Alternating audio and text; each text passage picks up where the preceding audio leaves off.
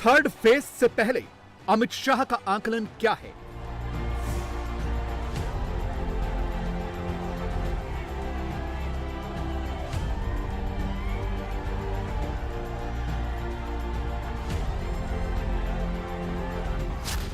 मोदी का third term क्या third phase में कंफर्म होगा? दोनों चरण में भारतीय जनता पार्टी को बहुत अच्छा जन समर्थन बना है और मैं निश्चित रूप से कह रहा हूं, देश की जनता मोदी जी को तीसरी बार प्रधानमंत्री चुनेगी। पहले दो चरण में किसका वोटर निकला, किसका वोटर घर बैठा? ईवीएम में दबे फूल या 400 जाओ भूल? इंडिया गठबंधन एक्टिव नहीं है। वोट जो पड़ा है इसमें बहुत बड़ा हिस्सा भारतीय जनता पार्टी का है। इंडिया गठबंधन जमीन पर कहीं एक्टिव नहीं, जनता उनके साथ में। वोट पड़े कम, क्या मोदी की सीटें भी होंगी कम?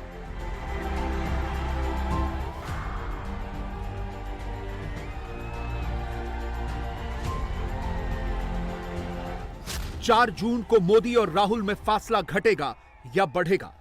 जहां दोनों गठबंधनों ने वोटिंग किया है वहां वोटिंग बढ़ी है। जहां हमारी विजय निश्चित थी, इंडिया गठबंधन निष्क्रिय रहा, वहां वोटिंग कम हुए मगर हमारी लीड बढ़ेगी। धर्म चलेगा या जाति, किस नेता की कितनी ख्याति? रूपाला जी ने बार बार माफी मांगी है, कल भी मांगी है। मुझे पूरा भरोसा है इनकी माफी पर गौर किया जाएगा। कौन जीतेगा तीसरा चरण, 24 का सबसे भीषण रण?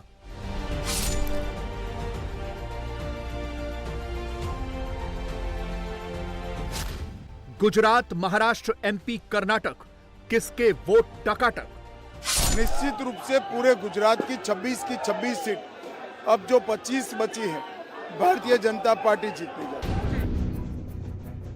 24 का चुनाव नरेंद्र मोदी के गढ़ में प्रवेश कर गया है।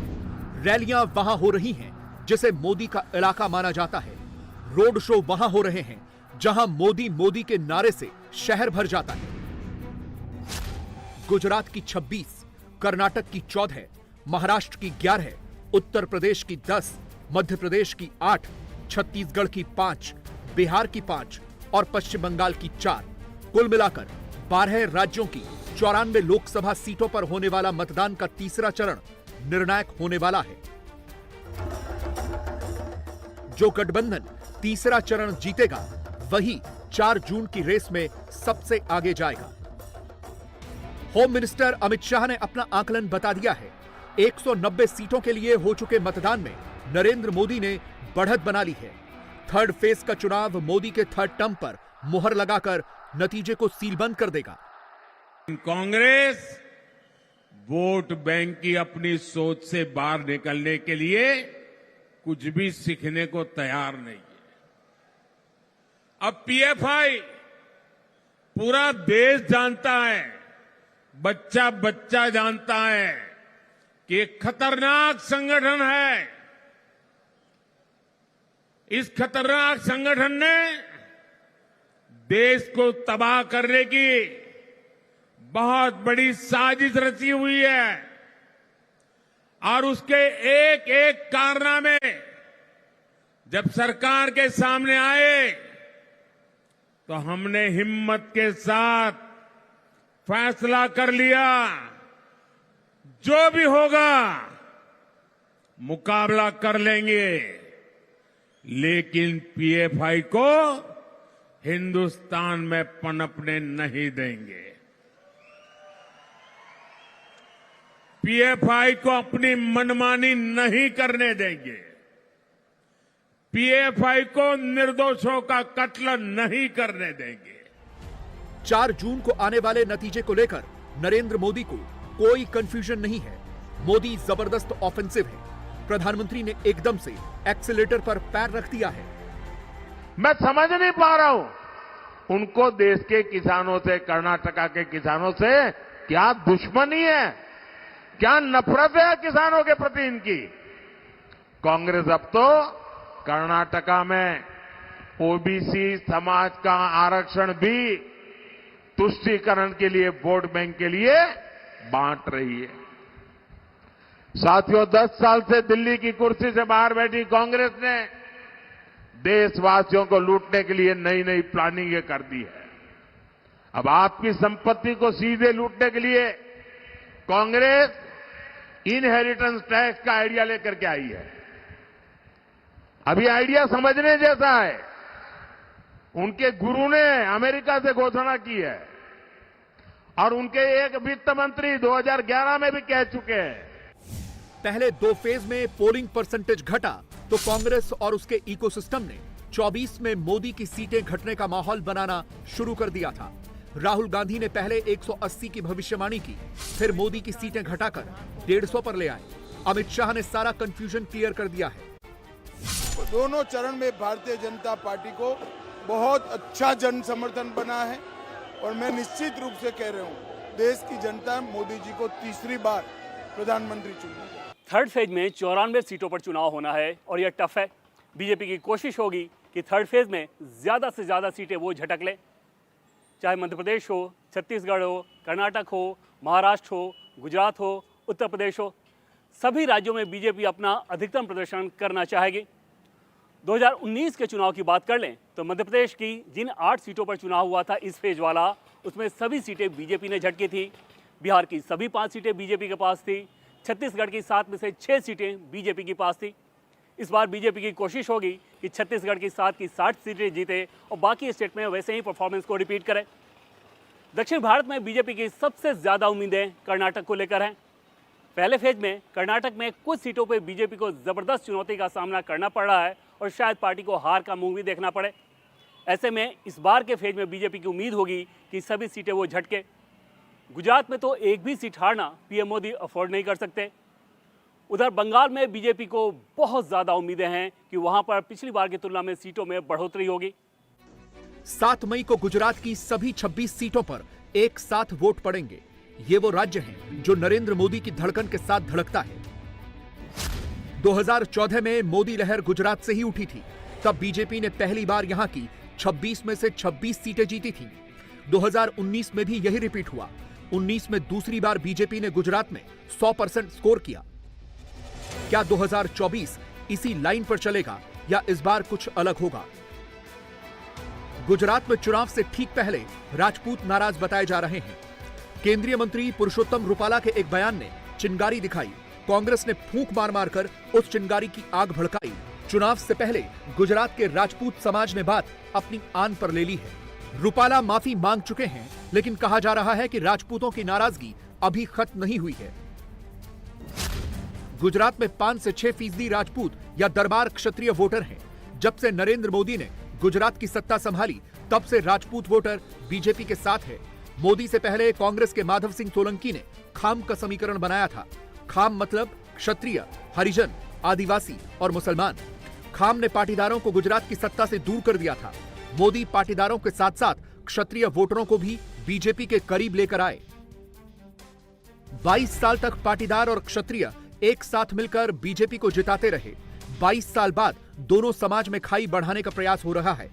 पुरुषोत्तम रुपाला कड़वा पटेल हैं। उनके बयान को पाटीदार वर्सेस क्षत्रिय का रंग दे दिया गया। रुपाला ने माफी मांग ली तो भी मामला शांत नहीं हुआ। गुजरात में क्षत्रिय समाज के करीब 7% वोटर्स हैं और पाटीदार समाज के करीब 14-15% वोटर्स हैं। बीजेपी इस बात से भली भांति वाकिफ है और इसीलिए क्षत्रिय समाज की नाराजगी की वजह से रुपाला का टिकट छीनकर वो पाटीदार समाज को नाराज नहीं करना चाहती थी। वहीं दूसरी तरफ क्षत्रिय समाज के साथ भी बीजेपी ने बहुत ही संयम से बर्ताव किया है। रुपाला ने कई बार माफ़ी मांगी। पार्टी के कई नेताओं ने भी कई बार क्षत्रिय समाज से अपील की। पूरे एपिसोड में पार्टी का जो रुख है वो कहीं पर भी एडमेंट नहीं दिखा, अड़ियल नहीं दिखा। और मैंने जब खुद यूनियन होम मिनिस्टर अमित भाई शाह से रुपाला का जो पूरा मुद्दा है उस पर क्षत्रिय समाज की नाराज़गी को लेकर के बात की, तो उन्होंने भी यही बताया कि क्षत्रिय समाज रुपाला की माफ़ी पर गौर जरूर करेगा। गुजरात में 2017 का विधानसभा चुनाव याद कीजिए।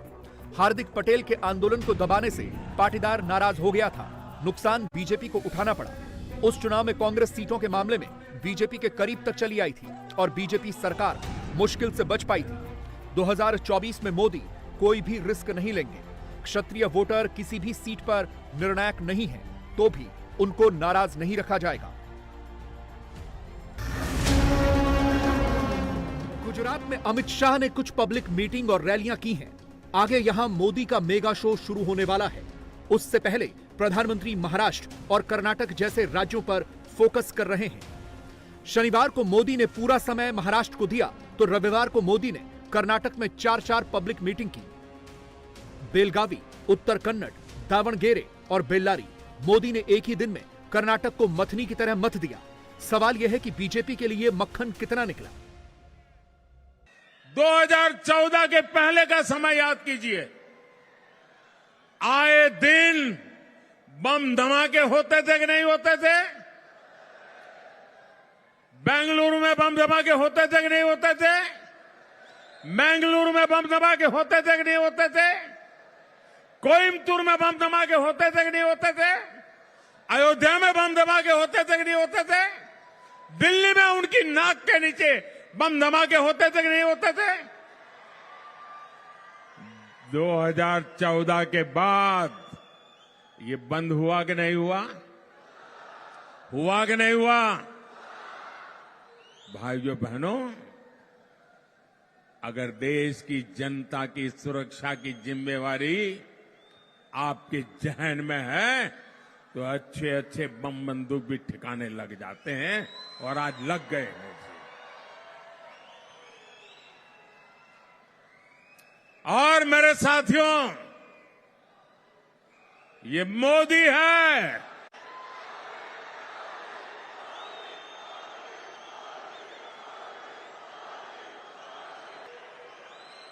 जो लोग जो पड़ोस में से आतंकवाद एक्सपोर्ट करते थे, जो पड़ोस में से आतंकवाद एक्सपोर्ट करते थे, आज वो आटा इंपोर्ट करने के लिए लाले पड़ रहे हैं, लाले पड़ रहे हैं। कर्नाटक में कांग्रेस की सरकार है, यहां से उसे अपने सांसद बढ़ाने हैं। 2019 में कांग्रेस का एक ही सांसद चुना गया था। 2024 में उसे डबल डिजिट में आना है। कर्नाटक में दूसरे राज्यों से अधिक वोट पड़ रहे हैं। उत्तर में जहां औसत 60% की वोटिंग का चल रहा है, वहीं कर्नाटक की 14 सीटों पर करीब 70% मतदान रिकॉर्ड किया गया। यहां कम वोटिंग वाला नैरेटिव नहीं चल सकता। आपने कांग्रेस के शहजादे का एक ताजा बयान जरूर सुना होगा। ये शहजादे का कहना है कि भारत के राजा, भारत के महाराजा ये अत्याचारी थे, ये गरीबों की जमीन छीन लेते थे, जब मर्जी पड़े तब उनका सब हड़प कर लेते थे। कांग्रेस के शाहजादे ने छत्रपति शिवाजी महाराज, चित्तूर की रानी चिन्नम्मा जैसे महान व्यक्तित्व का अपमान किया है। याद रखिए, शाहजादे ने राजा महाराजा को बुरा भला कह दिया, उनकी तो आलोचना कर दी, लेकिन भारत के इतिहास में जो अत्याचार नवाबों ने किए, निजामों ने किए, सुल्तानों ने किए, बादशाहों ने किए, उसकी बात पर तो शाहजादे के मुंह पर ताला लग जाता है, बोलती बंद हो जाती है और राजा महाराजाओं को गालियां दे रहे हो,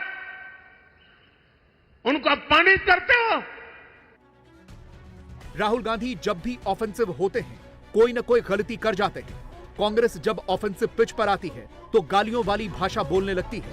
प्रियंका गांधी वाड्रा ने मोदी पर ऑफेंसिव होने की कोशिश की तो उनको गप्पू अंकल बताने लगी। ये सच हो सकता है? आप सोचिए, ये सच हो सकता है कि कोई ऐसा राजनीतिक दल सरकार बनाएगा जिसमें एक्सरे लेके आपके घर के अंदर घुसकर आपके गहने निकाल के किसी और को दे देगा? ये सच हो सकता है? इस तरह के तिकड़म से मोदी को घाटा होना होता तो जाने कब का हो गया होता। मोदी को घेरने के लिए ग्राउंड वर्क की जरूरत है, जो न तो कांग्रेस के पास दिख रहा है और न उसके इंडी अलायंस पार्टनर के पास। थर्ड फेज में यूपी की जिन 10 सीटों पर दंगल होना है, सपा के लिए वही सबसे मजबूत सीटें मानी जाती हैं। अखिलेश ने इन सीटों पर अपने परिवार पर ही भरोसा किया है। मैनपुरी से डिंपल यादव, फिरोजाबाद से अक्षय यादव, बदायूं से आदित्य यादव। समाजवादी पार्टी ने थर्ड फेज में अपना पूरा जोर परिवार की इन्हीं 3 सीटों पर लगा दिया है। बीजेपी इन्हीं सीटों पर सपा को घेर रही है। अखिलेश यादव ने एमवाई समीकरण से पीडीए समीकरण में शिफ्ट होने के चक्कर में मुस्लिम यादव कैंडिडेट्स उतारने में कंजूसी की। समाजवादी पार्टी ने सिर्फ 9 एमवाई कैंडिडेट्स को चुनाव मैदान में उतारा। 19% वाले एम को 4 टिकट और 11% वाले वाई को 5 टिकट। इसके उलट 4 से 5% वाले कुर्मी समाज को समाजवादी पार्टी ने 9 टिकट दिए। एक खास बात यह कि समाजवादी पार्टी के सभी 5 यादव कैंडिडेट सैफई वाले यादव परिवार के हैं। इसके माने ये कि अखिलेश यादव ने अपने परिवार के अलावा किसी भी यादव को यादवों का नेता नहीं माना। थर्ड फेज के चुनाव में अखिलेश यादव के इस फैसले का भी टेस्ट होगा। तीसरे चरण में यूपी की जिन 10 लोकसभा सीटों पर चुनाव होना है, उनमें संभल और मैनपुरी, ये 2 वैसी सीटें हैं जहां अभी समाजवादी पार्टी का कब्जा है। बाकी 8 सीटें बीजेपी के पास। पहले संभल की बात करते हैं। पिछले लोकसभा चुनाव में सपा, बसपा और आरएलडी गठबंधन के तहत मुस्लिम वोटों का जबरदस्त ध्रुवीकरण हुआ। शफीकुर रहमान जीत गए। इस बार उनके पोते को समाजवादी पार्टी ने टिकट दिया है। बसपा का भी एक मुस्लिम कैंडिडेट है। ऐसे में बीजेपी को उम्मीद है कि अगर मुस्लिम वोटों का बंटवारा हुआ तो उसके चांसेस बढ़ जाएंगे। दूसरी तरफ मैनपुरी में सब कुछ निर्भर करेगा इस बात पर कि यादव वोट कितना आक्रामक तरीके से समाजवादी पार्टी के पक्ष में वोट करता है। ग्राउंड पर बीजेपी की कोशिश है कि यादवों के बीच इस नैरेटिव को समझाए कि कैसे अखिलेश यादव के लिए यादव का मतलब सिर्फ सैफई परिवार है। यादवों की बेचैनी का फायदा बीजेपी जबरदस्त तरीके से उठाना चाहती है ताकि मैनपुरी के किले को फतह किया जा सके। भाई और बहनों, मैनपुरी में तीसरे चरण में चुनाव है। 7 तारीख की सुबह सुबह आपको मतदान कर हमारे नेता जयवीर सिंह को चुनकर संसद में भेजना है। मैं आपको बताता हूं, जयवीर सिंह को सांसद आप बना दो, बड़ा आदमी बनाने का काम नरेंद्र मोदी जी करेंगे। हाथरस, आगरा, फतेहपुर सीकरी, एटा, आंवला और बरेली, थर्ड फेज की इन सभी सीटों पर हिंदू वोट कंसोलिडेट करने के लिए बीजेपी एकदम से हिंदुत्व वाली लाइन पर चली गई है। मंगलसूत्र और मुस्लिम आरक्षण वाले बयान से मोदी ने हरी झंडी दिखाई। योगी ने हिंदुत्व के ट्रैक पर डबल इंजन दौड़ा दी। लेकिन कांग्रेस और सपा गठबंधन क्या कहती है? ये कहती है कि हम लोग ऐसी व्यवस्था करेंगे कि पिछड़ी जाति और अनुसूचित जाति के आरक्षण में से कुछ हिस्सा काट करके ये मुस्लिम को देने का कुछ प्रयास करने जा रहे हैं। क्या आप इसको सफल होने देंगे? क्या हिंदुओं के हक में डकैती डालने की छोड़ देंगे? क्या इन्होंने पहले देश को बांटा, आज ये देश को 1947 में विभाजन करने के बाद आज इनकी दृष्टि आपकी संपत्ति पर आ गई है। पहले 2 चरण के चुनाव में वोटिंग परसेंटेज गिरने से शुरुआत में बीजेपी को थोड़ी चिंता जरूर हुई, लेकिन बूथ रिपोर्ट देखने के बाद बीजेपी अब निश्चिंत है। उसकी जीत का मार्जिन भले ही थोड़ा घट सकता है, लेकिन यूपी में खिलेगा कमल ही। मध्य प्रदेश के चंबल और भोपाल रीजन की 8 सीटों पर 7 मई को फैसला हो जाएगा। किसमें कितना है दम? गुना में ज्योतिरादित्य सिंधिया का फैसला होगा। विदिशा में शिवराज सिंह चौहान का फैसला हो जाएगा। राजगढ़ दिग्विजय सिंह के भविष्य का फैसला कर देगा। एमपी में थर्ड फेज की 8 में से 8 सीटें बीजेपी के पास हैं। मध्य प्रदेश में कांग्रेस कोई सीरियस चैलेंज भी नहीं दे रही। ऊपर से कांग्रेस पर मोदी का ताबड़तोड़ अटैक। बीजेपी का ग्राफ बढ़ रहा है।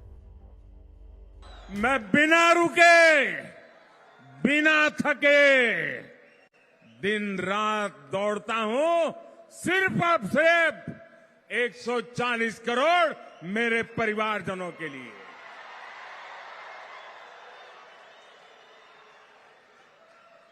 साथियों, अगर नाम कमाना हो तो मोदी प्रधानमंत्री एक बार बन चुका, इतिहास में नाम दर्ज हो चुका, और कोई भी होता तो प्रधानमंत्री पद की मौज लेता होगा, लेकिन ये मजदूर मोदी है, कामदार मोदी है।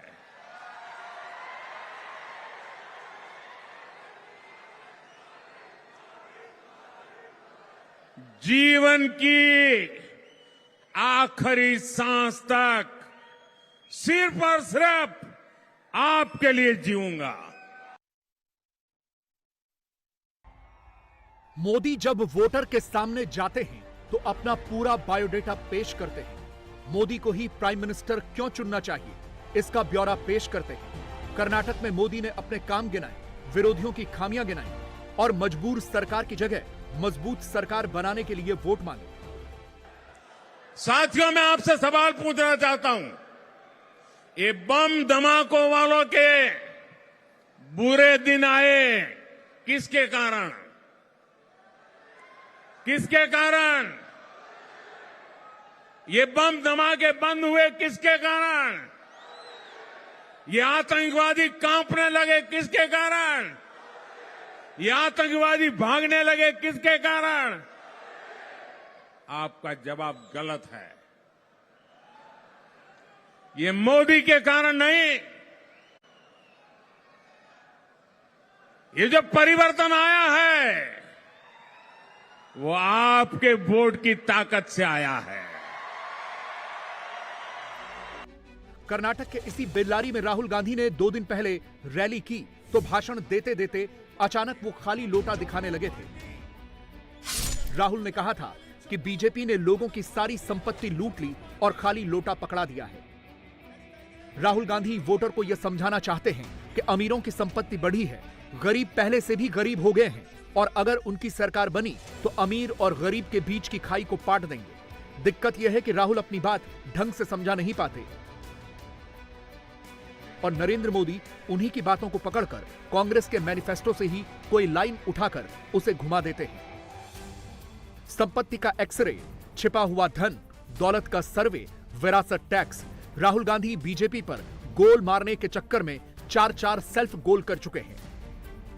आपका एक वोट मोदी को मजबूत करेगा और मजबूत मोदी सुरक्षित भारत की गारंटी है। मजबूत मोदी विकसित भारत की गारंटी है। मजबूत मोदी विकसित कर्नाटका की गारंटी है। राहुल गांधी और प्रियंका गांधी के लिए यूपी की अमेठी और रायबरेली सीटों पर रेड कारपेट बिछाने की तैयारी हो रही है, मगर खुद राहुल यूपी से दूर हैं। पिछले 3 हफ्तों में योगी ने यूपी में 38 रैलियां और सभाएं कर ली। मोदी ने यूपी में 7 रैलियां और 2 बड़े रोड शो कर लिए। इन 3 हफ्तों में राहुल सिर्फ एक बार यूपी आए और 1 रैली की। सियासत को लेकर रुख अगर इतना ढीला ढाला होगा तो रिजल्ट भी वैसा ही रहेगा।